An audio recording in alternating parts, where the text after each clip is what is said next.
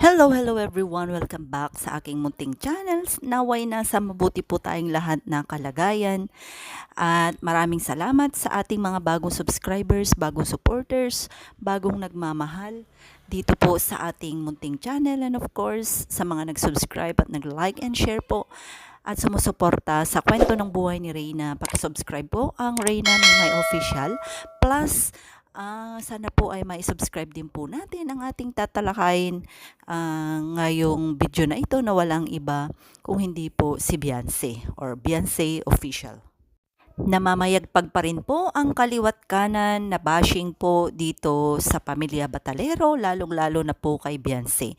Kamakailan ay karamihan po sa atin ay alam po naman natin na si Beyonce at ang kanyang magulang ay dumulog nga sa himpilan ni Raffy Tulfo upang sa ganon ay ireklamo ang pamilya Matubang or Kalingap dahil po sa mga iba't ibang paratang at iba't ibang pangbabalahura laban sa kanilang pamilya. Nang dahil dito ay umugong po ang mga iba't ibang bashing dito po sa pamilya na ito. Doon nga sa himpilan ni Raffy Tulfo ay naghayag ang pamilya Batalero ng kanilang mga hinanain or hinanakit dahil po nga sa mga kaliwaang pangbabash ng mga reactors ng Kalingap at kasama nga po dito si Bal Santos Matubang.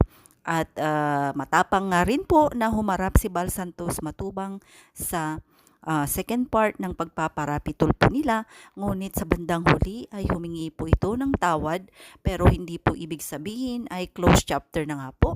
At abangan po natin ang part 3, ang kanilang paghaharap sa barangay upang antayin kung ano po ang kakalabasan ng kanilang kaso.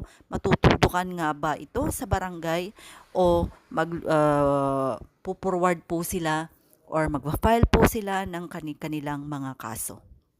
Sa ngayon, ang magandang balita ay umani na ng mahigit 6,000 subscribers ang channel ni Beyonce sa loob ng 1.5 araw.